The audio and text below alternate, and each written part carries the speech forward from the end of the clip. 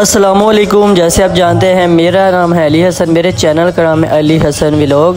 आज हम आए हैं दाता दरबार उर्स पे और ये मेरा भाई, मेरे गांव के लोग, मेरे दोस्त, ठीक है, और सरगोदा से आए हैं मेरे पास लाहौर, और हम आए हैं दाता दरबार उर्स पे। आज इंशाल्लाह ताला बहुत ज़्यादा मज़ा आने वाला है दाता दरबार उर्स पे। और यहाँ पे कवाली हो रही है, ठीक है, बहुत इंजॉय हो रहा है माशाअल्लाह। पाक दाता साहब के सदक़े हमारी हर दिल की मुराद, हर दुआ कबूल फरमाए। और जो भाई बहुत ज़्यादा दूर दूर से हैं, सब भाइयों की दुआएं कबूल फरमाए और दिल की हर हसरत पूरी फरमाए। जो भी दाता के दरबार मेले पे आता है वो खाली कभी भी नहीं जाता है। और इंशाल्लाह ताला आप लोगों के साथ ये वीडियो शेयर करेंगे और ना मज़ा आए तो फिर कहना। इंशाल्लाह ताला बहुत अच्छा व्यू, बहुत अच्छा ये अपना यहाँ का उन्होंने इंतज़ाम किया है। अल्लाह पाक इनका इंतज़ाम कबूल फरमाए। और वीडियो हमारी आगे आप एंड तक ज़रूर देखें माशाल्लाह।